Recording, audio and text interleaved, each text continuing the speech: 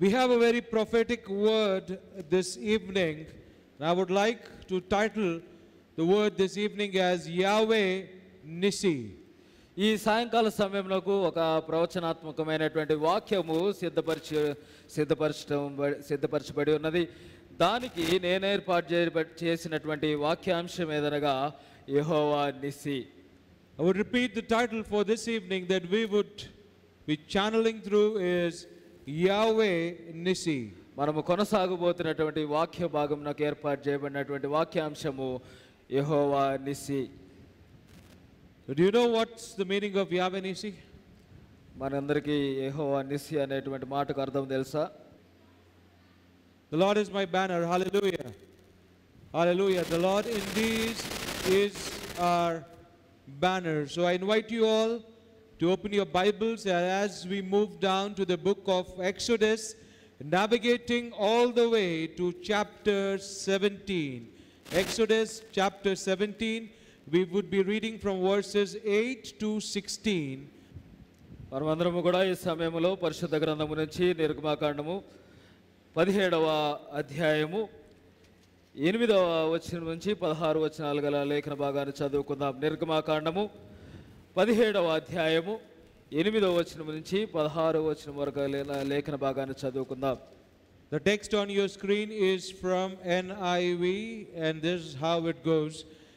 The Amalekites came and attacked the Israelites at Rephidim. Moses said to Joshua, "Choose some of your men and go out to fight the Amalekites. Tomorrow I will stand on top of the hill with the staff of God in my hands." So Joshua fought the Amalekites as Moses had ordered.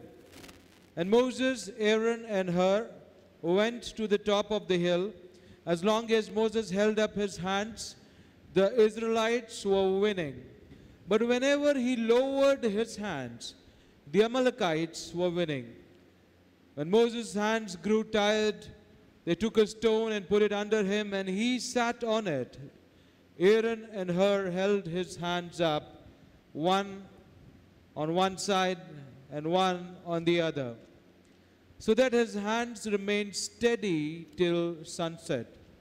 But Joshua overcame the Amalekites' army with the sword. Then the Lord said to Moses, "Write this on a scroll as something to be remembered, and make sure that Joshua hears it, because I will completely blot out the name of Amalek from under heaven."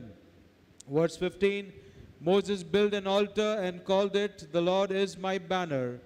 He said, because hands were lifted up against the throne of the Lord will be at war against the Amalekites from generation to generation. We would be focusing on verse 11 and verse 12 this evening, that says, as long as Moses held up his hands, the Israelites were winning. But whenever he lowered his hands, the Amalekites were winning. When Moses' hands grew tired, they took a stone and put it under him, and he sat on it. Aaron and Hur held up his hands up, one on one side and one on the other, so that his hands remained steady till sunset. కాబట్టి ఈ సాయంకాల సమయంలో 11, 12 వచనాల మీద మనము దృష్టిని నిలుపబోతూ ఉన్నాము. మోషే తన చెయ్యి పైకి ఎత్తినప్పుడు ఇశ్రాయేలీయులు గెలిచిరి.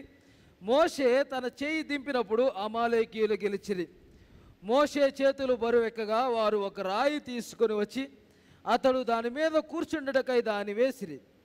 అహరోను హూరులు ఒకడు ఈ పక్కను ఒకడు ఆ పక్కను అతని చేతులను ఆదుకొనగా అతని చేతులు సూర్యుడు అస్తమించు వరకు నిలకడగా ఉండెను.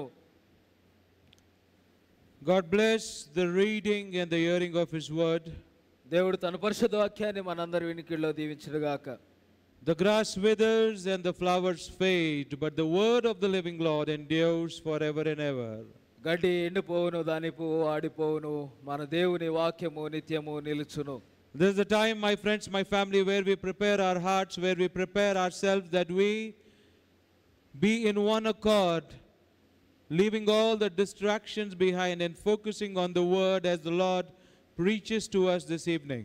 ప్రియ స్నేహితులారా, ఈ సమయంలో దేవుడు ఈ సాయంకాల సమయంలో మనందరితో మాట్లాడినట్లుగా మన యొక్క హృదయములను మన యొక్క మనస్సులను ప్రేరేపించుకొని సిద్ధపరచుకునేటువంటి సమయం ఇది.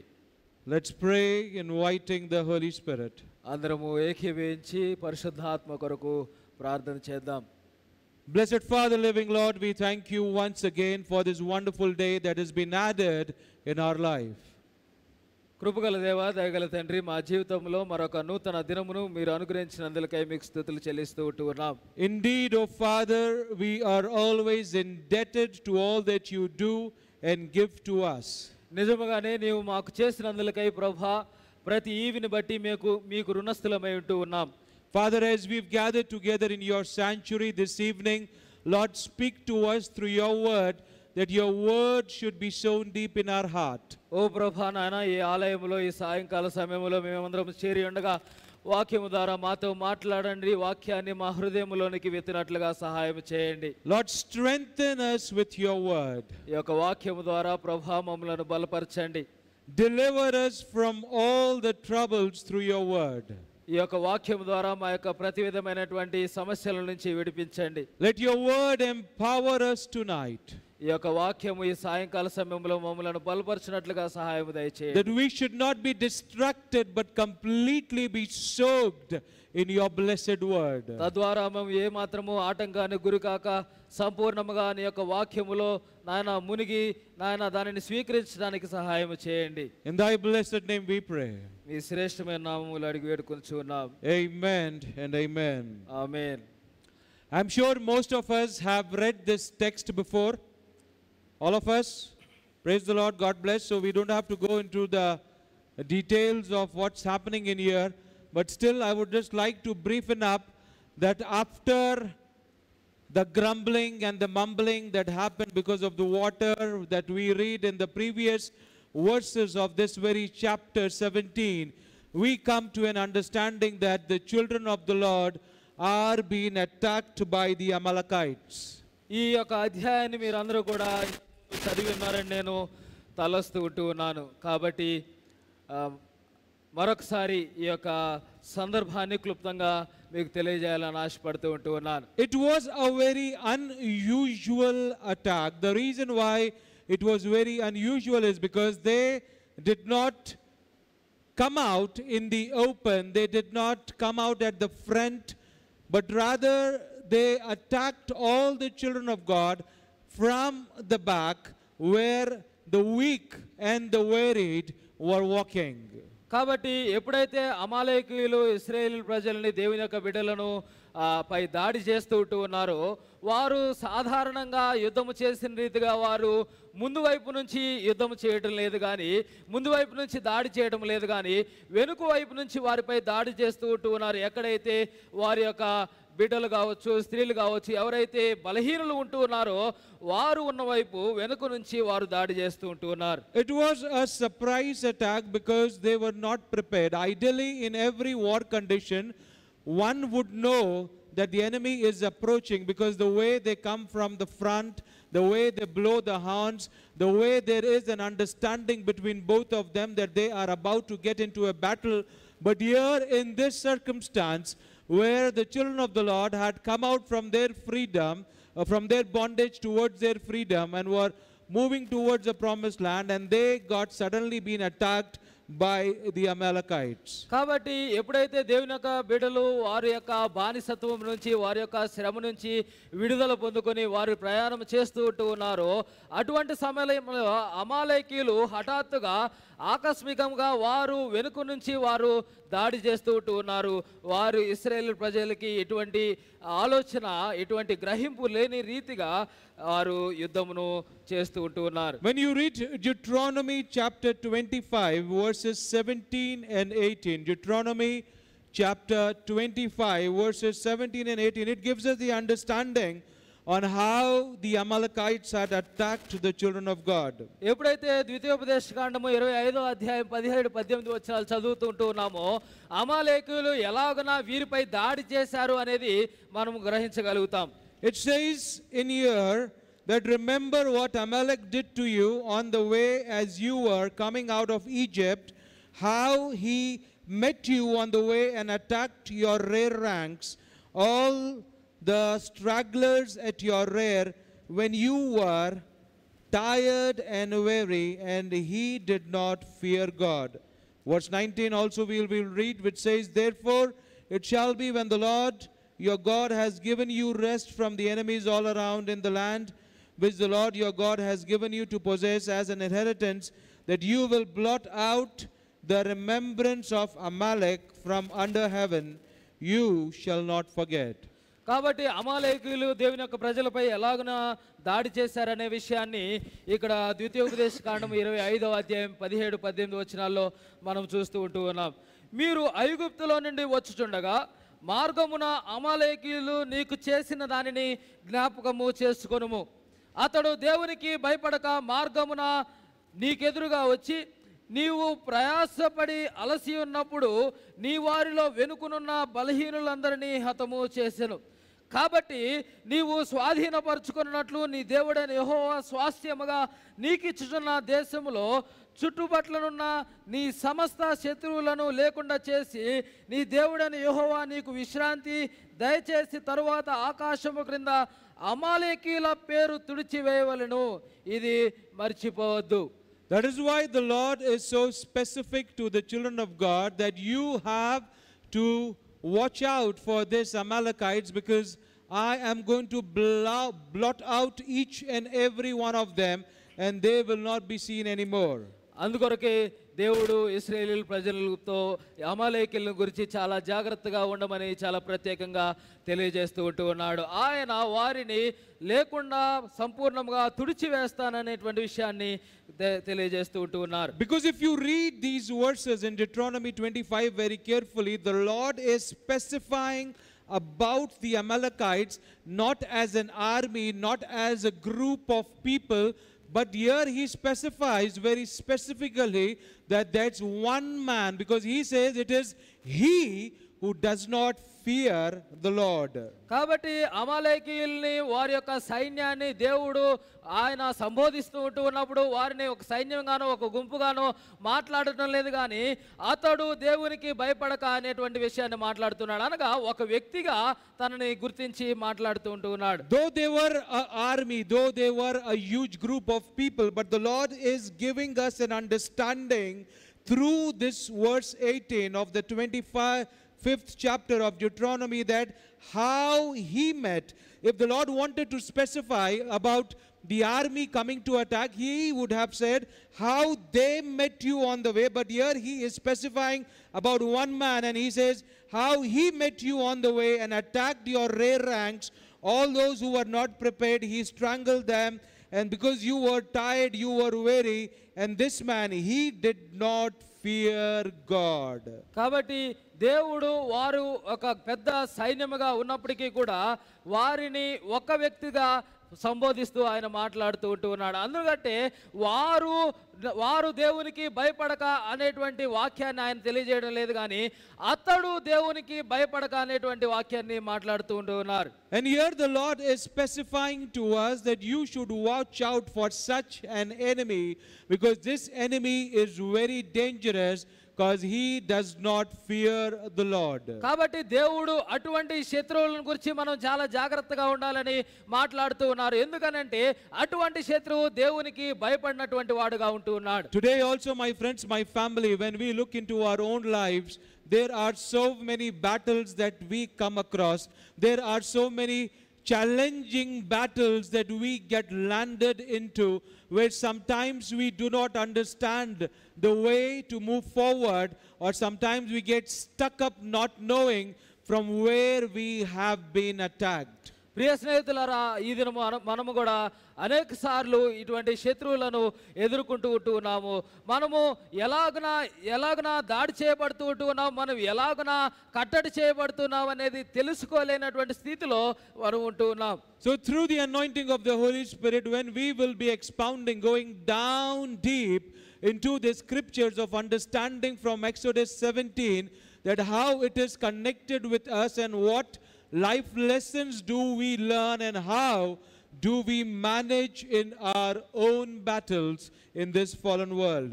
కాబట్టి ఈ యొక్క ప్రపంచంలో ఈ యొక్క లోకములో మనము ముందుకు కొనసాగుతూ ఉండగా ఇటువంటి శత్రువులను ఎలాగన ఎదుర్కోవాలనేటువంటి విషయాన్ని మనము ఈ ధ్యానములో 17వ అధ్యాయము నిర్గమాకాండము ద్వారా మనం తెలుసుకొనబోతూ ఉంటున్నాం. We all know that the battle belongs to the Lord. It is the Lord who takes the vengeance. It is the Lord in whose hands every situation is. But my friends, my family, there is a role that has been assigned to each and every one of us in every battle that we give out to the Lord. ప్రియ స్నేహితులారా, మనందరికీ తెలిసినట్లుగా యుద్ధము యెహోవాదే అని మనం మాట్లాడుతూ ఉంటాము. యుద్ధము ఆయనే గెలిపించినని కానీ జయము ఆయనే అనుగ్రహించినని కానీ మనము తెలుసుకొంటూ ఉన్నాము. కానీ ఈ యొక్క యుద్ధములో ప్రతి ఒక్కరికి కూడా ఒక పాత్రను ఆయన ఇస్తూ ఉంటూ ఉన్నాడు. So the very first understanding that we take from these verses this evening is that identifying the type of battle that we are into. కాబట్టి మనము ఈ యొక్క ధ్యానములో మొట్టమొదటిగా ధ్యానం చేసేది ఏంటి అని అంటే మనము మన యొక్క సమస్యను గుర్తించవలసిన వారముగా ఉంటూ ఉన్నాం. All battles are not physical battles. అన్ని యుద్ధములు కూడా ఈ భౌతికమైనటువంటి యుద్ధములు కావు. Because when you read the Bible and even when you look into the history that we see in this world, many battles were been fought and many victories were received, but majority of these battles were all physical battles that they were into. కాబట్టి మనం చాలా సార్లు చరిత్ర చదువుతూ ఉన్నప్పుడు చరిత్రలో చాలా యుద్ధముల గురించి మనం తెలుసుకుంటూ ఉన్నాము. కానీ వీటన్నిటిలో ఇవన్నీ కూడా భౌతికమైనటువంటి యుద్ధములుగా ఉంటూ ఉన్నాయి. But when we read Ephesians chapter 6 verses 11 to 13, Ephesians chapter 6 verses 11 to 13, we get the understanding of the type of battles that we face when we walk with the Lord. కానీ మనం ఎప్పుడైతే దేవునితో నడుస్తూ ఉంటూ ఉన్నామో మనం ఎటువంటి యుద్ధములను చేస్తూ ఉంటూ ఉన్నాం, ఎటువంటి శత్రువులను ఎదుర్కొంటూ ఉన్నాం అనేది ఎఫెసీయులకు రాసినటువంటి పత్రిక 6వ అధ్యాయము 11 నుంచి 13 వచనాల్లో మనకి తెలియజేయబడుతూ ఉంటుంది. It says that put on the full armor of God so that you do not take your stand against the devil's schemes. For, please concentrate on this, verse 12 it says, for our struggle is not against flesh and blood, but against the rulers, against the authorities, against the powers of this dark world, and against the spiritual forces of evil in the heavenly realms. Therefore put on the full armor of God so that when the day of evil comes, you may be able to stand your ground, and after you have done everything to stand. Hallelujah. మీరు అపవాది తంత్రములను ఎదిరించుటకు శక్తిమంతులగునట్లు దేవుడిచ్చు సర్వాంగ కవచమును ధరించుకొనిడి. ఏలయనగా మనము పోరాడునది శరీరులతో కాదు గాని ప్రధానులతోనూ అధికారులతోనూ ప్రస్తుత అంధకార సంబంధులకు లోకనాథులతోనూ ఆకాశ మండలమునందున్న దురాత్మల సమూహముతోనూ పోరాడుచున్నాము.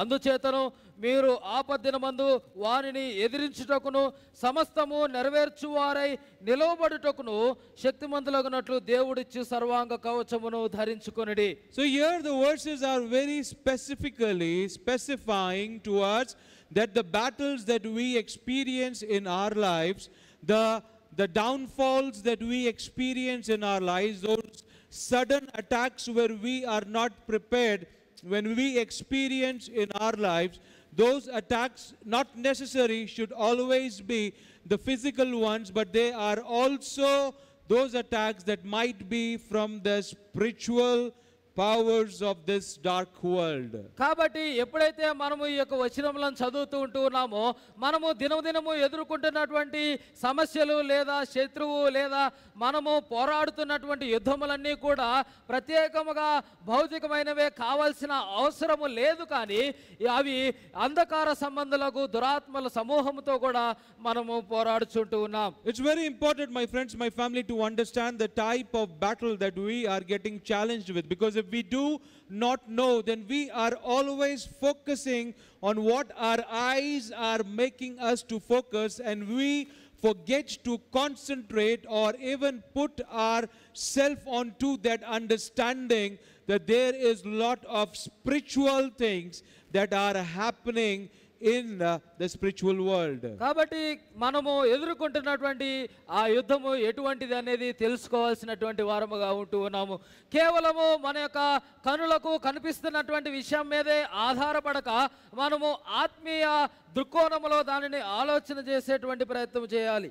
There are so many believers, there are so many children of the Lord who are finding it so difficult in this time of age to focus and to understand the difference between the physical and the spiritual attacks that they experience ongoingly in their lives. ప్రియ స్నేహితులారా, నేటి క్రైస్తవులు చాలాసార్లు వారి యొక్క జీవితంలో ఎదుర్కొంటున్నటువంటి యుద్ధము అది భౌతికమైనదా లేదా ఆధ్యాత్మికమైనదా ఈ అనేటువంటి వ్యత్యాసము తెలుసుకోలేనటువంటి వారుగా ఉంటూ ఉన్నారు. Because if you do not know the type of battle that you are getting challenged with, or the type of battle that you have got yourself landed upon, then you would never be able to move on to the right direction, or to take the right steps, or to gather the right people, or to take the right instruments of the Lord to battle or to be moving onto those situations, and you will completely be ignorant of what's happening to you. కాబట్టి ఎప్పుడైతే మీరు ఎటువంటి యుద్ధాన్ని ఎదుర్కొంటున్నారో తెలుసుకోలేనటువంటి వారుగా ఉంటే మీరు ఏ రీతిగా మీ యొక్క అడుగులు వేయాలనేది కావచ్చు, లేదా మీరు ఎటువంటి వ్యక్తులను సమకూర్చుకోవాలనేది కావచ్చు, ఎటువంటి పరికరాలను మీరు సమకూర్చుకోవాలనేది కావచ్చు, మీరు తెలుసుకోలేనటువంటి వారుగా ఉంటారు. So when Moses saw with his own eyes, he saw that how the Amalekites came to attack. It was not something that they were prepared of. It was a sudden attack, a surprise attack, and they came in to attack at the back, because ideally always at the back the old, the young are being kept, and mostly whenever there is a march, whenever there is a group of people who are heading, the strong are always kept in the front. And these people, the Amalekites, they knew that this is the strategy followed by everyone, and they did not want to attack the ones in the front, but they attacked the weaker ones who were at the back. కాబట్టి ఎప్పుడైతే మోషే తన యొక్క దేవుని యొక్క ఆజ్ఞను బట్టి దేవుని యొక్క బిడ్డలతో ప్రయాణం చేస్తూ ఉన్నాడు, తాను చూస్తున్నటువంటి యుద్ధము వారు సిద్ధపడినటువంటిది కాదు, వారు ఊహించినటువంటిది కాదు, కానీ చాలా అకస్మాత్తుగా హఠాత్తుగా వారిపై దాడి చేస్తూ ఉన్నారు. అలాగనే వారు దాడి చేసే విధమును కనుక మనం గమనిస్తే వారు ఎవరైతే బలహీనులుగా ఉంటూ ఉన్నారో బిడ్డలు అదేవిధంగా పెద్దలు ఎవరైతే ఉంటూ ఉన్నారో వారిపై వారు దాడి చేస్తూ ఉన్నారు. So it's very important to understand, because here in Moses understood that this attack is not the physical one. That is why he said to Joshua that Joshua, choose some of the men. He did not say to Joshua that gather the whole army.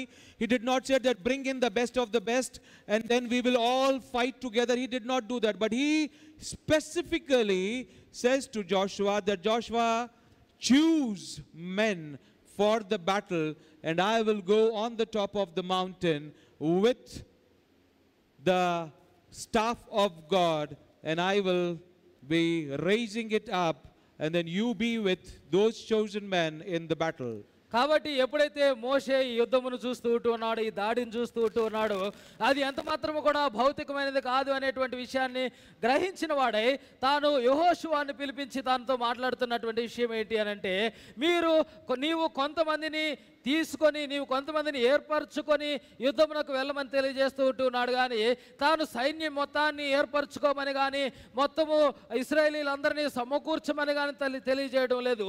కొద్ది మందిని నీవు ఏర్పరచుకొని వెళ్ళమని తెలియజేస్తూ ఉన్నాడు. అలాగనే ఆయన కొండపైన నిలుచుండి మీ కొరకు ఆయన వారి పక్షముగా ఉంటాననేటువంటి విషయాన్ని కూడా తెలియజేస్తూ ఉంటాడు. Read the Bible, read all those wonderful battles that are there in the Bible, where those battles are being won because of the Lord. You would see that those battles were not physical battles but spiritual battles, and on those spiritual battles the Lord acted accordingly.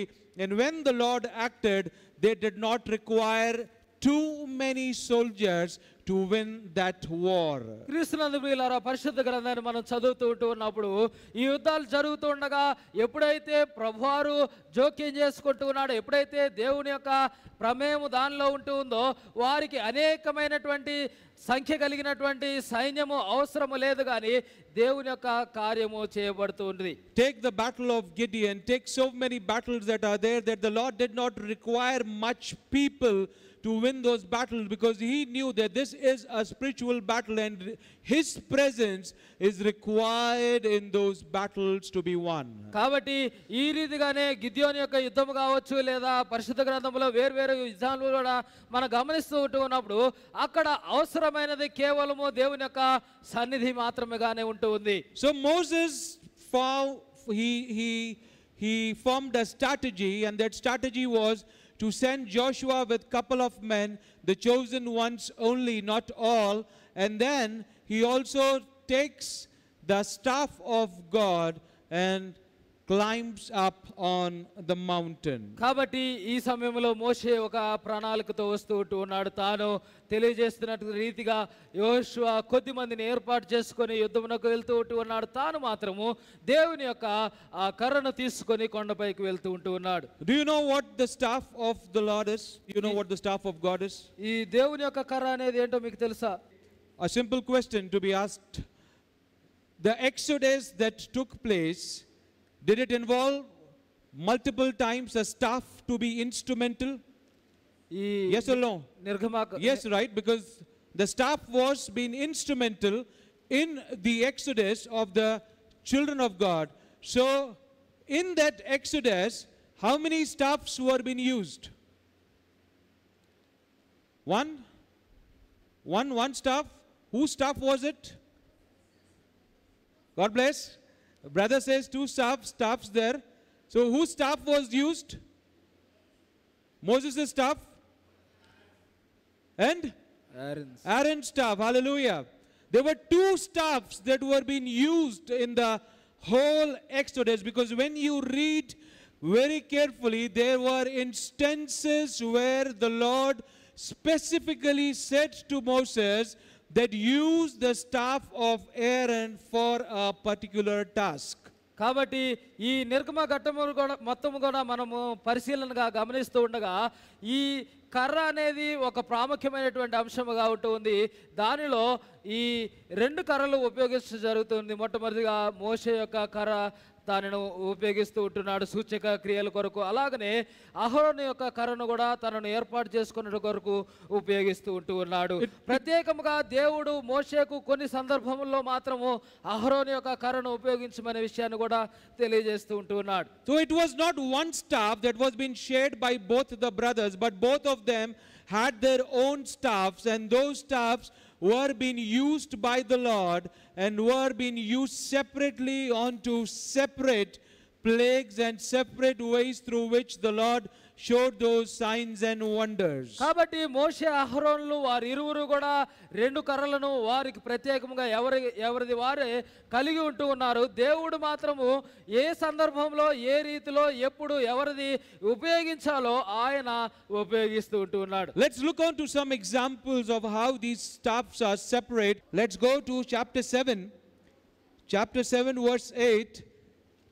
Chapter 7 verse 8 going, and it says, Then the Lord spoke to Moses and Aaron, saying, When Pharaoh speaks to you, saying, Show a miracle to yourself, then you shall say to Aaron, Take your rod, not the rod of Moses, but take your rod and cast it before Pharaoh, and let it become a serpent. So Moses and Aaron went into Pharaoh, and they did so just as the Lord had commanded. And Aaron cast it down, not Moses' rod, but his rod before Pharaoh and before his servants, and it became a serpent.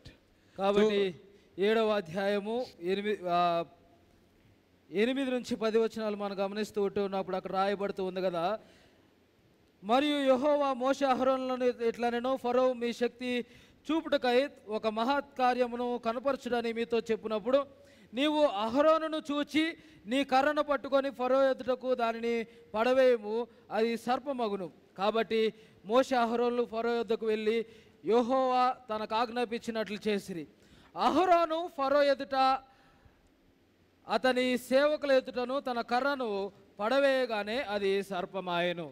So again, if you move forward where the water turns into blood, the same thing the Lord commands to Moses, that use the staff of Aaron. When you read verse 14 going, it says, so the Lord said to Moses, Pharaoh's heart is hardened, he refused to let the people go. Go to Pharaoh in the morning when he goes out to the water. You shall stand by the river's bank and meet him, and the rod which was turned to a serpent you shall take in your hand, and you shall say to him, the Lord your God of Hebrews has sent me, and saying, and there it goes on. So the same staff of Aaron was being used the second time as well to turn the water into blood. కాబట్టి అలాగనే మనము ముందుకు కొనసాగుతూ ఉండగా ఆ క్రింద వచనాల్లో 14వ వచనం మొదలుకొని రాయబడుతూ ఉన్నప్పుడు నీళ్లను రక్తముగా మార్చేటువంటి ఆ అద్భుత కార్యం విషయంలో కూడా ఏ కర్రనైతే సర్పముగా మార్చి ఉంటున్నావో ఆ కర్రను ఉపయోగించి మరలా ఆ నీటిని మార్చమని తెలియజేస్తూ ఉంటున్నాడు. So when we look about when we focus on the staff of Moses, we can read on about his staff from Exodus chapter 14, where they are standing at the Red Sea to be departed. కాబట్టి మోషే యొక్క కర్రను గురించి మనం చూస్తూ ఉంటున్నప్పుడు 14వ అధ్యాయంలో వారు ఎప్పుడైతే ఎర్ర సముద్రం ఎదుట నిలబడి ఉంటున్నారో అక్కడ మనం గమనిస్తూ ఉంటాం. So Exodus 14:15 says, and the Lord said to Moses, why do you cry to me? Tell the children of Israel to go forward, but lift up your rod, not Aaron's rod, and stretch out your hand over the sea and divide it, and the children of Israel shall go on dry ground. కాబట్టి ఈ 14వ అధ్యాయము 15 16 వచనాల్లో చూస్తూ ఉండగా అంతలో యెహోవా మోషేతో నీవేళ నాకు మొరపెట్టుచున్నావు, సాగిపోవుడి అని ఇశ్రాయేలీయులతో చెప్పుము. నీవు నీ కర్రను ఎత్తి ఆ సముద్రము వైపు నీ చేయి చాపి దాని పాయలుగా చేయము. అప్పుడు ఇశ్రాయేలీయులు సముద్రము మధ్యన ఆరిన నేల మీద నడిచిపోవుదురు. And even in the 17th chapter of the book of Exodus that had been read out to us, when the previous verses, when we see that how the children of the Lord are crying for water, and this is what the Lord instructs to Moses. When you read chapter 17 verse 5, it says, and the Lord said to Moses, go on before the people and take with you some of the elders of Israel.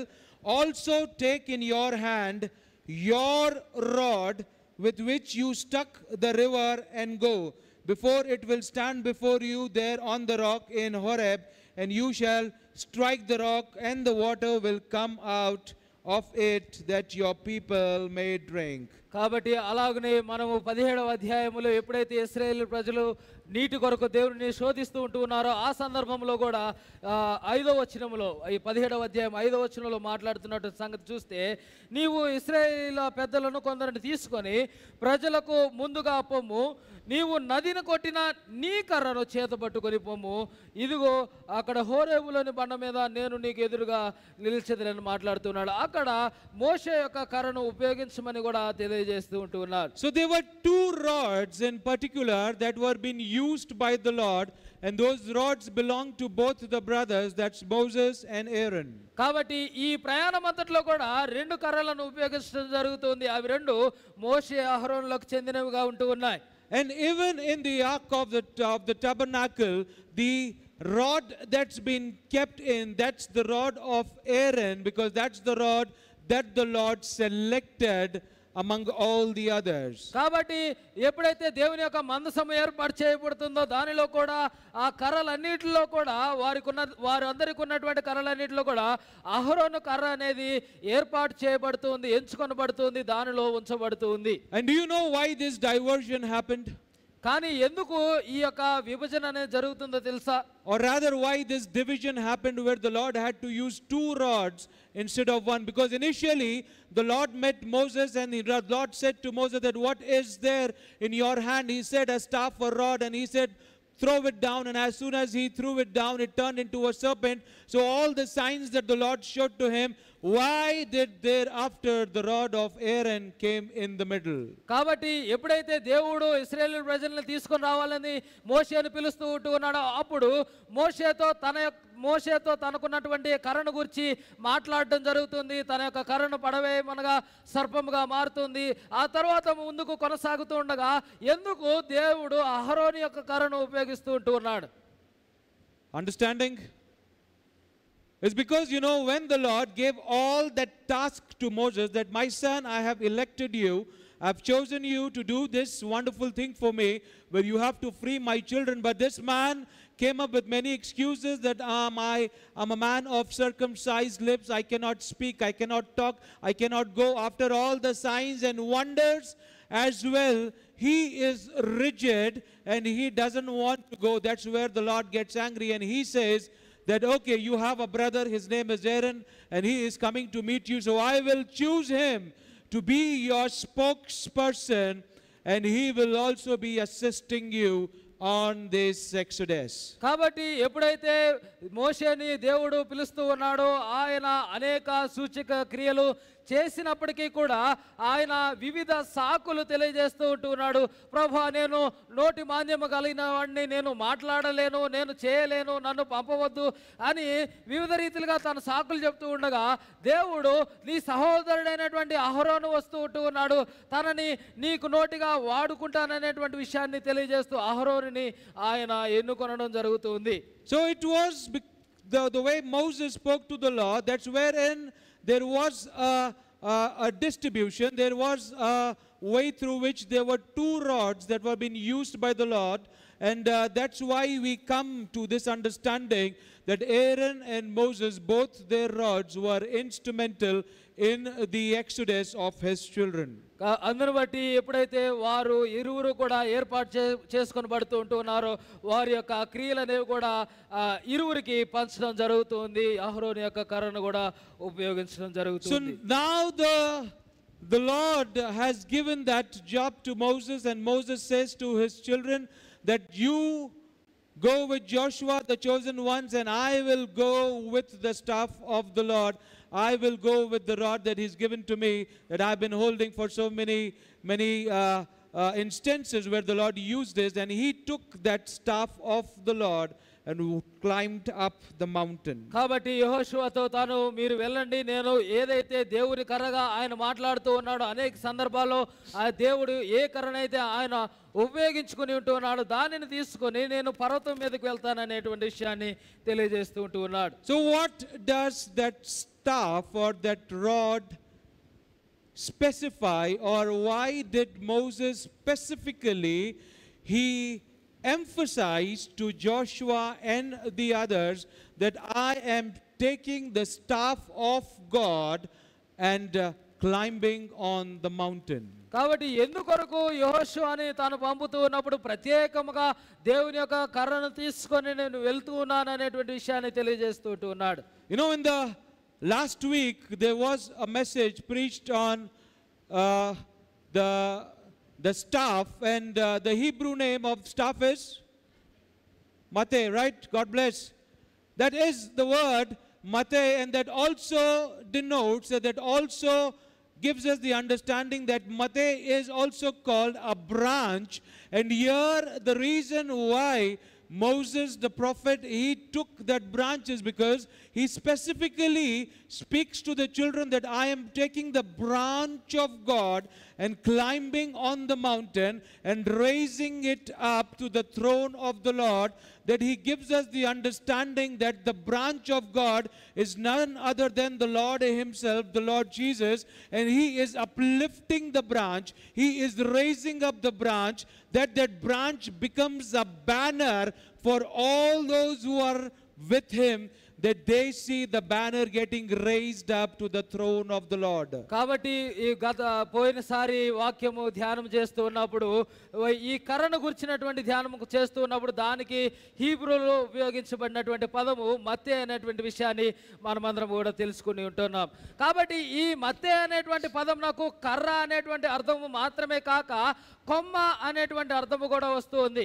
కాబట్టి ఎప్పుడైతే మోషే వారికి దేవుని యొక్క కర్రను తీసుకొని వెళ్తూ ఉన్నానని తెలియజేస్తూ ఉన్నాడో ఆయన తెలియజేస్తుంది ఏంటి అని అంటే దేవుని యొక్క కొమ్మను తీసుకొని వెళ్తూ ఉన్నాను అని. దేవుని యొక్క కొమ్మ ఎవరు అనగా కేవలము యేసుక్రీస్తు ప్రభువారు మాత్రమే అయి ఉన్నారు. కాబట్టి ఎప్పుడైతే ఆయన ఆ కర్రను ఎత్తుతూ ఉన్నాడో ఆయన దేవుని యొక్క కొమ్మను అనగా యేసుక్రీస్తు ప్రభువారిని ఒక ధ్వజముగా ఆయన ఎత్తుతూ ఉన్నాడు. Please understand, my friends, my family, this is a very prophetic understanding, and if you are able to receive it, you would be blessed, because you would understand that in your battles, when you call upon the name of the Lord, when you use that very staff of God, that when you use the Lord Jesus himself in your prayers, in your intercessions, in your battles, then you would experience a divine intervention, a divine manifestation of the Lord himself. కాబట్టి ప్రియ స్నేహితులారా చాలా జాగ్రత్తగా అర్థం చేసుకునేటువంటి ప్రయత్నం చేయండి. ఎప్పుడైతే మనము సమస్యలను ఎదుర్కొంటూ ఉన్నామో, ఎప్పుడైతే మనము ప్రయాసపడుతూ ఉన్నామో, శ్రమ పడుతూ ఉన్నామో, మన యొక్క ప్రార్థనల్లో, మన యొక్క విజ్ఞాపనలో, మన యొక్క విన్నపముల్లో, మన యొక్క మనవులన్నిటిలో కూడా దేవుని యొక్క కర్రను ఎత్తుపట్టుకునేటువంటి వారముగా అనగా యేసుక్రీస్తు ప్రభువారిని ఎత్తుపట్టుకునేటువంటి వారముగా ఉండాలి. ఆయన మనకు సహాయం చేసేవాడుగా ఉంటూ ఉన్నాడు. The staff that Moses was holding on that mountain where he encountered the Lord, it was his own staff, but when it went down and came back in his hand, that became the staff of the Lord, that became the staff of God, and God used that staff to perform mighty miracles and wonders. కాబట్టి ఎప్పుడైతే మోషేను తాను పిలుస్తూ ఉంటున్నాడో తన యొక్క కర్రను కింద పడవేయగానే మరలా తాను తిరిగి తీసుకునేటప్పుడు అది దేవుని కర్రగా మారుతూ ఉంది. ఆ కర్ర ద్వారా దేవుడు అనేక అద్భుత సూచక ఆశ్చర్య కార్యములను చేయగలుగుతూ ఉంటున్నాడు. That is why Moses did not say to the men or to Joshua that I am using my staff, or I am using Aaron's staff, or I am just taking a staff of any of the tribes and taking it to the mountain, raising it up. But there was a prophetic meaning and understanding of taking the staff of the Lord, and Moses speaking out these words that I am not taking an ordinary instrument, my friends, my family. I am taking the staff of the Lord, that very branch that holds everything in eternity, that very branch of God. I am raising it up, depending upon it, that very branch, that the Lord Jesus himself will be my refuge, will be my banner, will be my way through which I will reach out to the throne of God. అందుబట్టి ఎప్పుడైతే తాను ఆ పర్వతం పైకి వెళ్తూ ఉంటున్నాడో తాను కేవలము నేను నా కర్రను తీసుకొని వెళ్తున్నానో లేదా అహరోను కర్రను తీసుకొని వెళ్తున్నానో తాను మాట్లాడడం లేదు, కానీ దేవుని యొక్క కర్రను తీసుకొని వెళ్తున్నానని తెలియజేస్తూ ఉన్నాడు. అనగా దేవుని యొక్క కొమ్మను అనగా యేసుక్రీస్తు ప్రభువారిని సూచిస్తున్నటువంటి ఆ కొమ్మను తీసుకొని వెళ్తూ ఉన్నాననేటువంటి విషయాన్ని తెలియజేస్తూ ఉంటున్నాడు. There is also a couple of verses that Jesus himself spoke when the serpent was being raised in the wilderness. Jesus also quotes the same thing, and he says, like how the serpent was raised up, similarly will the Son of Man be raised up, that whoever looks at him, believes upon him, he will have the blessing of eternal life. అందుకొరకు యేసుక్రీస్తు ప్రభువారు కూడా మాట్లాడుతూ ఉన్నప్పుడు ఆ యొక్క సర్పముల చేత వారు బాధపడుతూ ఉన్నప్పుడు ఏదైతే కర్ర వారు ఎత్తుతూ ఉన్నారో దానిని చూచిన వారు స్వస్థపడుతున్న రీతిగా దేవుని యొక్క కుమారుడు కూడా అలాగనే లేపబడతాడు. ఆ సమయంలో ఎవరైతే ఆయన వైపు చూస్తూ ఉంటారో వారు రక్షణ పొందుతారనేటువంటి విషయాన్ని కూడా తెలియజేస్తూ ఉంటున్నాడు. The reason why the Lord Jesus quoted this is because he was specifying that when you look at that serpent, the serpent that denotes all the bad things, the serpent that doesn't even, nobody says anything good about the serpent, because every child of God knew how the serpent that was crafty and how Eve got deceived by that serpent, but yet he says that look at sin, and similarly he says, when you look at the cross, where you see me being raised up on the cross that depicts sin, that depicts condemnation, but when you look on that condemnation, when you look onto that sin that I have taken on the cross will give life back to you, and life that is eternal. ఎందుకొరకు యేసుక్రీస్తు ప్రభువారు ఈ యొక్క సర్పదండమును గురించి మాట్లాడుతూ ఉండేవారు. సర్పం అనేది అనేక సార్లు చాలా సహజంగానే మనము చెడు విషయాల గురించి మాట్లాడడానికి ఉపయోగిస్తూ ఉంటున్నాం. అది పాపమును చెడుతనమును మాత్రమే సూచించేదిగా ఉంటుంది. అలాగనే యేసుక్రీస్తు ప్రభువారు సిలువ వేయబడుతూ ఉంటున్నప్పుడు సిలువ అనేది కూడా పాపమును చెడుతనమును శిక్షను మాత్రమే సూచిస్తుంది. కానీ అది వారికి విడుదలను స్వస్థతను రక్షణను అనుగ్రహించేదిగా ఉంటుంది. But the context there Jesus was quoting is, he referred back to the children of the Lord who had defiled the Lord again because of their stiff-necked behavior. They stopped looking upon the Lord, they stopped trusting upon him, they stopped everything altogether, and that's where the word says that the hand of the Lord drew back and the serpents came out of the wilderness and started to bite.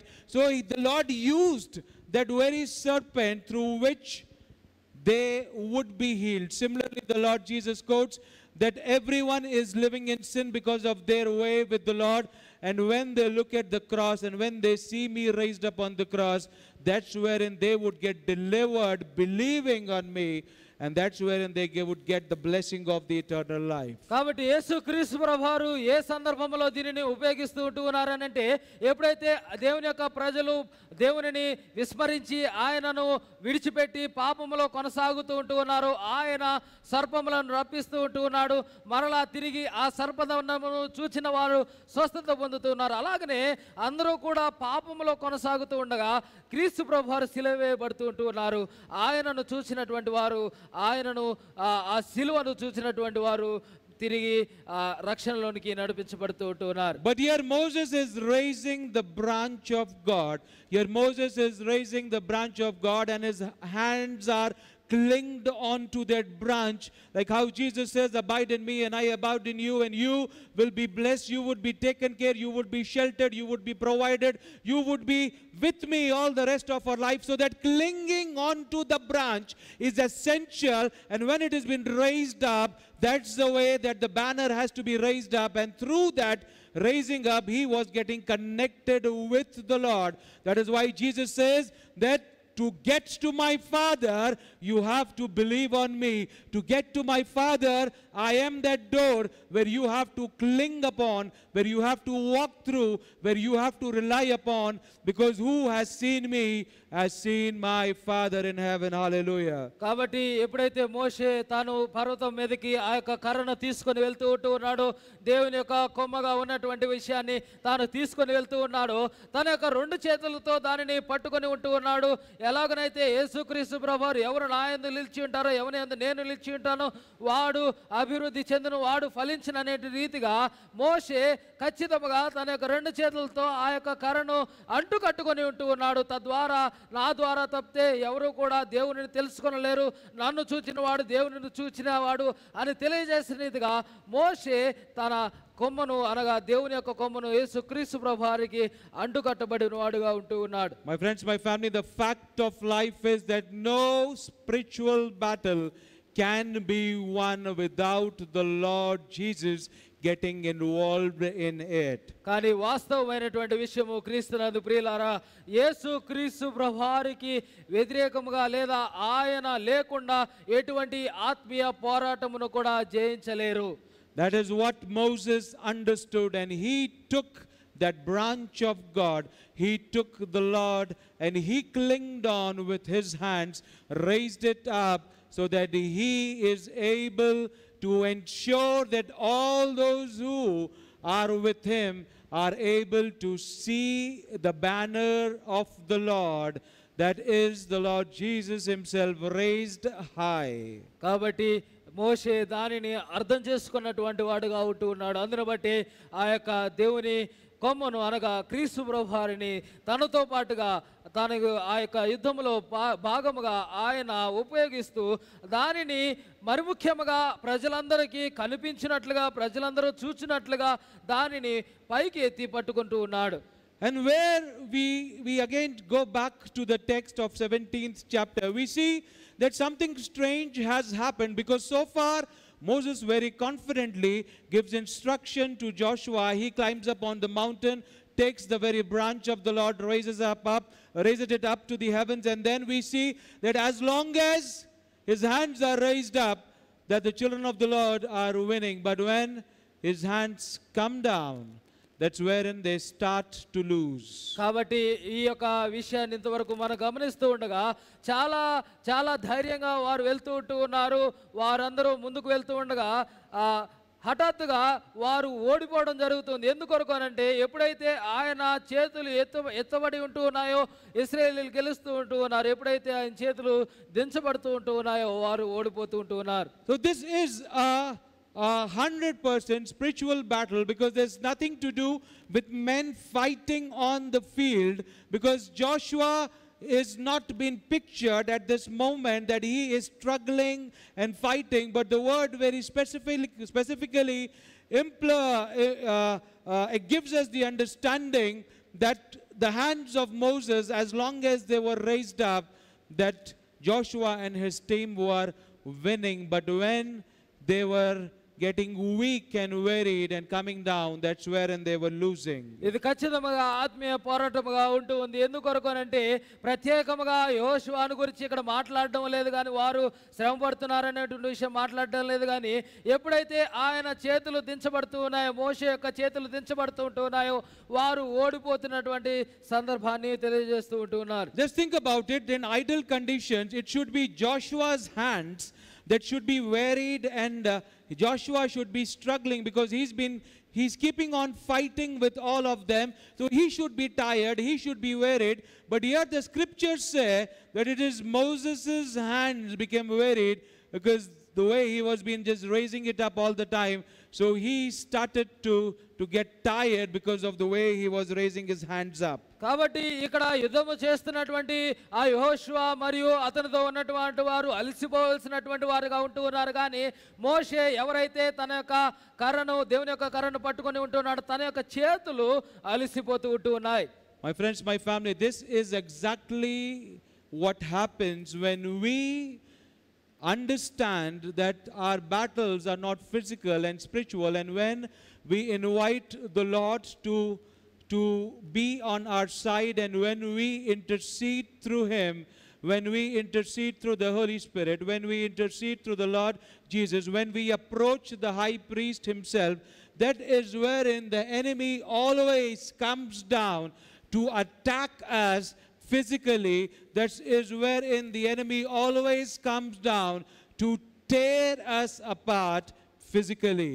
ఎప్పుడైతే ఇది ఆత్మీయ పోరాటం అని మనం ఎరిగిన వారమై దేవునిని మనము ఆయనను ఆహ్వానించి ఆయన యొక్క జోక్యాన్ని మనము దీనిలో నిలుపుతూ ఉంటూ ఉన్నామో అపవాది అయినటువంటి ఆ శత్రువు మనలను భౌతికంగా మనలను శారీరకంగా పడగొట్టాలని మనలను పాడు చేయాలని మనలను తప్పించాలని ప్రయత్నం చేస్తూ ఉంటాడు. You know, I'll share a very small and a very practical example. You know, most of the time you can observe it even in your life, that sometimes you might not take your breakfast after getting up. Sometimes you might have a lunch direct, or sometimes you might have a very late breakfast, or more like a brunch during the late times of the morning, that, or sometimes it might be even the after 12 o'clock or so. So you would not be hungry by that time. But when specifically you pray to the Lord and you decide that today I'm going to fast, today I'm going to win my spiritual battle through fasting and praying and coming closer to the Lord, that's the time where 8 o'clock, or the moment you get up, very instantly after 30 minutes or 40 minutes, your stomach starts to grumble on its own. That's the time where you start getting hungry. That's the time all those things will come to your mind, that you know you are missing on your breakfast, or you are missing on your food. దీని కొరకు చక్కని ఉదాహరణ కనుక మనం చూస్తే మనము చాలాసార్లు లేచిన తర్వాత మనము ఆ యొక్క బ్రేక్ఫాస్ట్ తీసుకోకుండా ముందుకు కొనసాగుతున్నటువంటి వారముగా ఉంటాము. చాలాసార్లు మధ్యాహ్నం వరకు కూడా తినకుండా ఉన్నటువంటి సందర్భాలు ఉంటాయి. అయినప్పటికీ కూడా మనకి ఎటువంటి ఆకలి వేయదు, దాని గురించినటువంటి ఆలోచన రాదు. కానీ ఎప్పుడైతే మనం దేవుని కొరకు ప్రార్థన చేసి మనము ఉపవాసం ఉండాలనేటువంటి తీర్మానం తీసుకుంటామో మనము లేవగానే ఆకలేస్తూ ఉంటుంది, లేదా ఆహారములు గురించినటువంటి ఆలోచనలు మాత్రమే మనకు వస్తూ ఉంటాయి. You would not be eating throughout the day. Some of the people, they eat even once or twice in a day because they are okay with it. But specifically, when you want to fast and pray, when you want to come to the feet of the Lord, fasting and praying, okay, sometimes if you are very strong and very hard, day 1 will go, day 2 will go, day 3 will go. But as the day progresses with your fast and pray, that is the time where you would experience all those attacks of the enemy, because the enemy knows that you are going down in your flesh. కొంతమంది ఎవరైతే వారు ఒక పూట రెండు పూటలు తినేవారు వారికి సహజముగానే ఎప్పుడైతే ఉపవాసం ఉంటారో మీరు బలంగా ఉన్న ఎడల మీరు 1, 2, 3 రోజులు కొనసాగవచ్చు. కానీ తరువాత అపవాది మరలా దాడి చేసేటువంటి వాడుగా ఉంటాడు. Because that's how the enemy is always been manipulating from the beginning. Even in the Garden of Eden, when the serpent was being used by the enemy, we read in chapter 3 that when Eve looked at the fruit, she desired eating it, she desired the fruit. Similarly, when the Lord Jesus was in the wilderness and he was getting prepared for his ministry 40 days, 40 nights thereafter, we get to the understanding that the devil, that Satan comes down and he says to the Lord Jesus that, speak out the words, let these stones, these rocks be turned into bread. అందుకొరకే అపవాది ప్రారంభము నుంచి కూడా ఇదే రీతిగా మనుషులను పడవేయాలనేటువంటి ప్రయత్నం చేస్తూ ఉన్నాడు. అందుకొరకే ఆ ఏదెను వనములో కూడా అవ్వను ఆ యొక్క ఫలమును చూపించి, ఆ యొక్క భౌతిక ఆహారమును చూపించి తాను దానిని కోరుకున్నట్లుగా, దాని కొరకు ఆశపడినట్లుగా చేస్తూ ఉన్నాడు. అలాగనే యేసుక్రీస్తు ప్రభువారు ఎప్పుడైతే అరణ్యములో ఉపవాసం ఉంటూ ఉన్నారో మరలా అదే రీతిగా ఈ రాళ్లను రొట్టెలగునట్లుగా చేసుకొనమని చెప్పి శోధించే ప్రయత్నం చేస్తూ ఉన్నాడు. My friends, my family, that is why the Lord Jesus himself, he spoke to Peter and the others and he said to them that the spirit is willing but the flesh is weakened, and the flesh has to be taken care, because if you do not take care of your flesh, if you do not take care of your body, then you will land into temptations. అందుకొరకే ఆత్మ సిద్ధమే గాని శరీరము కాదనేటువంటి విషయాన్ని మాట్లాడుతూ ఉంటారు.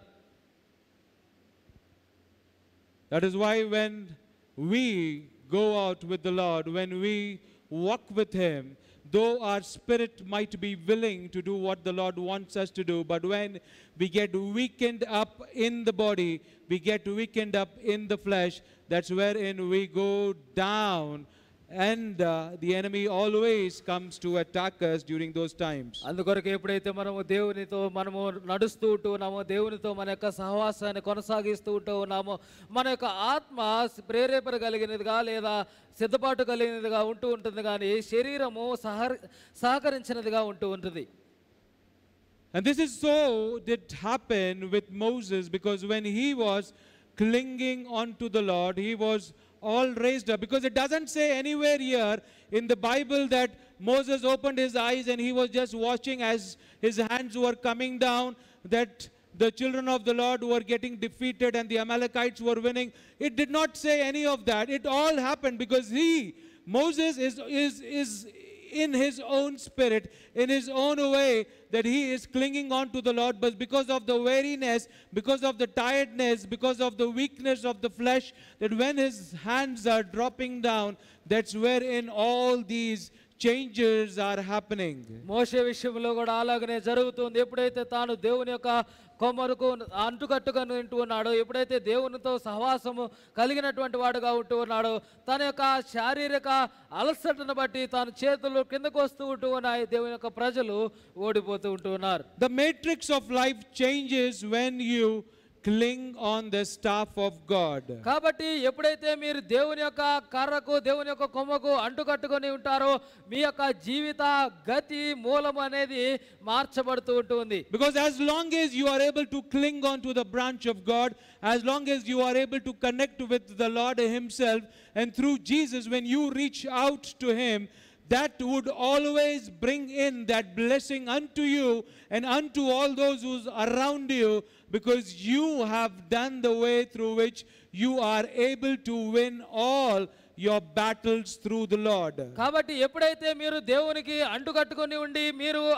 ఆ రీతిగా ముందుకు కొనసాగుతూ ఉండగా ఆయన యొక్క ఆశీర్వాదాలని పొందుకునేటువంటి వారుగా ఉంటూ ఉన్నారు. ఎందుకంటే ఆయన ద్వారా మీరు ఆ యుద్ధములను జయించగలుగుతూ ఉంటున్నారు. So when we go back to Moses, we see that Moses now, whose hands are coming down frequently, we see and read in the text that it is Aaron and Hur who come down to rescue. They bring a stone on which Moses sits down, and both of them, they hold his hands together from both the sides, and then we see until the sunset that through the hands been raised up, through the branch of God been raised up, that the Amalekites get defeated and the children of God win the battle. కాబట్టి ఆ రీతిగా తాను అలసిపోతున్నటువంటి సందర్భములు ఎప్పుడైతే ముందుకు కొనసాగుతూ ఉండగా తన దగ్గర ఉన్నటువంటి అహరోను హూరులు కూడా వారి యొద్దకు ఒక రాయిని తీసుకుని వచ్చి ఆయనను కూర్చొని పెట్టి తర్వాత ఇరువురు కూడా చెరువైపున నుంచొని ఆయన యొక్క చేతులను ఎత్తిపట్టుకున్నట్టు ద్వారా మరలా దేవుని యొక్క ప్రజలు ఆ యొక్క యుద్ధములో జయించడం అనేది జరుగుతుంది. Moses did not say to his brother or to her as well that you come and rescue me. Don't you see that I'm getting worried? Don't you see that I'm going down and my hands get coming down? Don't you see all this? But they understood what was happening, and each time his hands were coming down, that's wherein their own brothers were getting defeated, and they found out a way through which they would join in this battle to raise the hands up, to again cling on, not by two but 6 hands together, clinging on the same branch of God. And when they did it together in a team, in together, doing and coming out with the spiritual battle, we see that the Amalekites got defeated. కాబట్టి ఎప్పుడైతే మోషే తన యొక్క అలసటను బట్టి తన చేతులు క్రిందకి వస్తూ ఉన్నాయో మోషే తన యొక్క సహోదరుడైనటువంటి అహరోనును కానీ హూరును కానీ వారిని పిలిచి ఈ రీతిగా చేయండి అని తెలియజేయలేదు, కానీ వారు దానిని అర్థం చేసుకున్నటువంటి వారుగా ఉంటూ ఉన్నారు. తద్వారా వారు సహాయం చేస్తూ వారు ముగ్గురు కలిసి 6 చేతులుగా వారు ఒక జట్టుగా ఆ యొక్క దేవుని కొమ్మకు దేవుని యొక్క కర్రకు ఆ యేసుక్రీస్తు ప్రభువారికి అంటుకట్టబడిన వారుగా ఉంటూ ఉన్నారు. తద్వారా దేవుని యొక్క ప్రజలు ఆ యొక్క యుద్ధములో జయించినటువంటి వారుగా ఉంటూ ఉన్నారు. Some of our battles, my friends, my family, we need the support of our near and dear ones to help us in our weakness, to help us when we are going down, so that they are able to raise us up back, so that they are able to support us in that battle that belongs to the Lord. అనేక సార్లు మనము ఇటువంటి మన దగ్గర వారితో మన యొక్క పొరుగు వారి దగ్గర నుంచి ఇటువంటి సహాయము పొందవలసినటువంటి వారముగా ఉంటాం. మన యొక్క బలహీన సమయంలో ఎప్పుడైతే దేవునితో కొనసాగుతుంటూ ఉన్నామో వారి యొక్క సహాయం ద్వారా తిరిగి మనం లేవనెత్తబడి ఒక స్థానములో నిలవబెట్టబడగలుగుతూ ఉంటాం. That is why the battle could be won. That is why the Amalekites could be defeated, because of this teamwork that happened at that mountain, and they were able to win the battle, which went on for a long time, and until sunset it went on, but through the Lord they were able to overcome it. కాబట్టి ఆ రీతిగా వారు జట్టుగా వారు ఒక జట్టుగా వారు ముందుకు కొనసాగినప్పుడు వారు దానిని జయించగలుగుతూ ఉన్నారు. వారు ఆ యుద్ధములో ముందుకు కొనసాగగలుగుతూ ఉన్నారు. And then we see that Moses, he builds up an altar, and then he names that altar. He gives all the credit to the Lord, and he names the altar as Yahweh Nissi. కాబట్టి ఆ రీతిగా ముందుకు కొనసాగిన తర్వాత వారు యుద్ధము గెలిచిన తర్వాత మోషే ఒక బలిపీఠమును కడుతూ ఉంటూ ఉన్నాడు. దానికి యెహోవా నిస్సి అని పేరు పెడుతూ ఉంటూ ఉన్నాడు. And Yahweh Nissi or Yahweh Nissi, the meaning of both is that the Lord is my banner. కాబట్టి ఈ యొక్క పదమునకు యెహోవా నిస్సి అనేటువంటి పదమునకు దేవుడే నా ధ్వజము అనేటువంటి అర్థం వస్తూ ఉంటుంది. But try and understand as to why did Moses specifically build that altar and called it as Yahweh Nissi, where he is speaking to the Lord and saying to him, acknowledging that, Lord, you are my banner. కాబట్టి ఎందుకొరకు మోషే ఆ రీతిగా తాను బలిపీఠమును కడుతూ ఉన్నప్పుడు యెహోవా నిస్సి అనేటువంటి పేరు పెడుతూ ఉంటూ ఉన్నాడనంటే ఆయన దేవుడు తన యొక్క ధ్వజముగా ఉన్నాడనేటువంటి విషయాన్ని గ్రహిస్తున్నటువంటి వాడుగా ఉంటూ ఉన్నాడు. This is the second prophetic understanding that we have to understand, because the first one, when he raised up that branch, when he raised up the Mateh and he spoke to the Lord, he interceded to the Lord, and through the Lord Jesus he reached out through the throne of God, and through that all the Amalekites got defeated. And thereafter he gave the credit to Lord Jesus by saying that, Lord, you are my banner, because as long as I raised you up, all your children were able to win.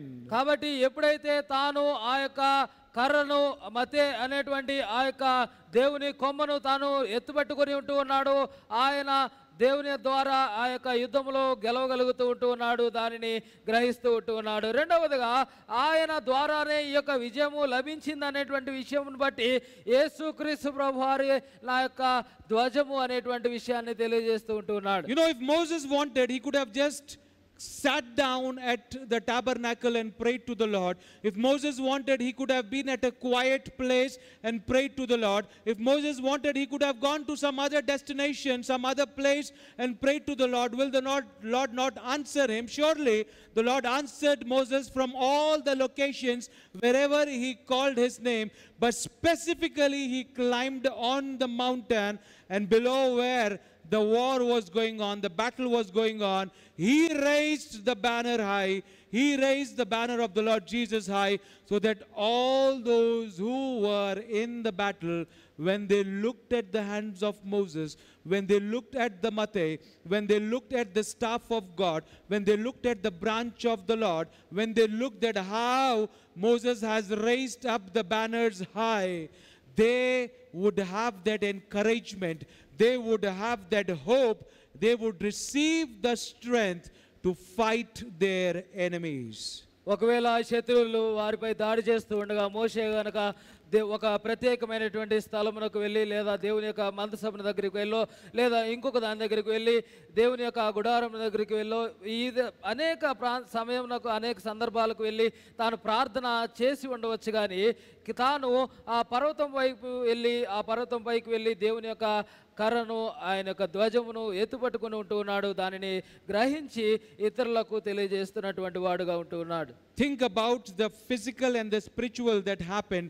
It's the mindset of all those people who were fighting in that battle, and whenever they looked at Moses, they saw that the hands were raised up. They had that assurance that the banner of the Lord is raised up, and Moses is praying to the Lord. He is pushing for ourselves to the Lord, and the Lord is certainly answering to the prayers, and that brought in that encouragement, that brought in that strength, that brought in that hope, that brought in that faith that the Lord is with us, the Lord is fighting for us, that we are not being led on our own, but it is the Lord who is taking care of our battle. కాబట్టి ఎప్పుడైతే మోషే ఆ రీతిగా తన యొక్క కర్రను ఎత్తిపెట్టుకొని ఉంటూ ఉన్నాడో, ప్రజలు దానిని చూస్తూ ఉంటూ ఉన్నారు, వారిలో ఒక ప్రోత్సాహం అనేది, ఒక ధైర్యం అనేది కలుగుతూ ఉంటుంది. మోషే మా కొరకు మా పక్షముగా దేవునికి ప్రార్థన చేస్తూ ఉంటూ ఉన్నాడు, మా పక్షముగా పోరాడుతూ ఉంటూ ఉన్నాడు అనేటువంటి ధైర్యము, ప్రోత్సాహము కలుగుట ద్వారా వారు ఆ యుద్ధాన్ని జయించగలుగుతూ ఉంటున్నారు. That is why, my friends, my family, in all our battles we have to raise the banner of the Lord high. We have to raise the banner of the Lord high, because not only to us, but to all those who are connected with us, they will also have that assurance that we are still connected, that we are still in the battle, that there is still hope, that there is still a way through which we will come out from all the troubles of our life. ప్రతివిధ శ్రమ సమస్యల్లో కూడా మనము దేవుని యొక్క ధ్వజమును ఎత్తిపట్టుకునేటువంటి వారముగా ఉండాలి. తద్వారా మనకు మాత్రమే కాదు కానీ మనతో పాటుగా ఉన్నవారు కూడా మనం దేవునితో ఉన్న సంగతిని మనము ఆ సమస్య నుంచి బయటపడతాము, లేదా ఆ యొక్క ఇబ్బంది నుంచి మనము విడుదల పొందుతాము అనేటువంటి విషయాన్ని వారు కూడా గ్రహించినట్లుగా మనము ఆయన యొక్క ధ్వజమును ఎత్తిపట్టుకునేటువంటి వారముగా ఉండాలి. And that is the takeaway for you and I this evening, that raising the banner of God high. కాబట్టి ఇది మీరు ఈ దినము నేర్చుకునేటువంటి పాఠముగా ఉంటుంది, దేవుని యొక్క ధ్వజమును ఎత్తిపట్టుకొనుట. Because my friends, my family, as long as the banner of God is raised high, that banner will give you the confidence, that banner will give you the assurance, the banner will give you that strength that it is not over yet, because the Lord himself is taking care of all your battles. The Lord himself wants you to be strengthened, knowing, believing and trusting upon him that he is not done with you. Though it is taking time from the morning to the sunset, though you are approaching to a different timeline, but the Lord is speaking to you tonight that it is not over yet. The battle still belongs to me, because you are my child. I will not be letting go of you. I will ensure that as long as you cling upon me, as long as you've raised the branch of the Lord high, as long as you speak to me, as long as your hands are able to reach out to my throne, I will certainly come down to rescue you. No matter how difficult the battle might be, the victory will come down through the Lord and Lord alone. Hallelujah, hallelujah, and hallelujah to his blessed name. కాబట్టి ఎప్పుడు వరకైతే మీరు దేవుని యొక్క ధ్వజమును ఎత్తిపట్టుకున్నటువంటి వారుగా ఉంటారో, మీలో గొప్ప నిబ్బరము, ధైర్యము, నిశ్చయత అనేవి కలిగేటువంటివిగా ఉంటున్నాయి. తద్వారా దేవుడు మీ పక్షముగా ఇంకను ఉన్నాడు అనేటువంటి విషయాన్ని, ఆయన ఇంకను ఆ యుద్ధమును కొనసాగిస్తూ ఉన్నాడు అనేటువంటి విషయాన్ని, ఒకవేళ ఆ యుద్ధము ఉదయం మొదలుకొని అస్తమయం వరకు ఉన్నప్పటికీ కూడా, అనగా వేరొక సమయములోనికి వేరే యొక్క కాలములోనికి ప్రవేశిస్తూ ఉన్నప్పటికీ కూడా దేవుడు మీ పక్షముగా ఉన్నాడు, ఆయన యుద్ధమును కొనసాగిస్తూ ఉన్నాడు అనేటువంటి గొప్ప నిబ్బరము ఈ యొక్క ధ్వజమును ఎత్తుపట్టుకున్న ద్వారా మనకు కలిగేదిగా ఉంటూ ఉంది. My friends, my family, let us all arise. Let's all arise and speak to our Lord. Let's all arise and raise our hands up. Let's all arise and lift up the branch of God. Let's all be connected with the Lord Jesus, that he should be that way, he should be that truth, he should be that channel, that instrument through which we reach out through the throne of our Father in heaven. కాబట్టి ఈ సమయంలో మనమందరం లేచి ప్రభువారితో మాట్లాడదాం. ఈ సమయంలో దేవునితో మనము ఎలాగన సంబంధము కలిగి ఉండవలసినటువంటి వారము, ఆయన యొక్క సన్నిధిని, ఆయన యొక్క సింహాసనము ఎలాగన సమీపించాలి, ఆయన యొక్క ధ్వజమును ఎత్తుపట్టుకోవాలనేటువంటి విషయాలను మనం ధ్యానం చేస్తూ ఉండగా ప్రభువారితో మాట్లాడదాం. My friends, my family, this is the time where you have to understand the type of battle that you are into. You have to understand that it is a physical one, or it's the one that's spiritually connected with you. కాబట్టి ప్రియులారా, ఈ సమయంలో మీరు ఎటువంటి యుద్ధములో కొనసాగుతూ ఉన్నారనేది గ్రహించగలిగేటువంటి వారుగా ఉండాలి. ఒకవేళ అది భౌతికమైనదా లేదా ఆత్మీయమైనదా అనేటువంటిది గ్రహించగలిగేటువంటి వారుగా ఉండాలి. Speak to your Father in heaven. పరలోకమందున్నటువంటి తండ్రితో మాట్లాడదాం. Speak to your Father in heaven. పరలోకమందున్నటువంటి తండ్రితో మాట్లాడదాం. You have to raise the branch of God. You have to depend upon him. You have to hold on to him. You have to be clinging on the branch of life, that's the Lord Jesus himself.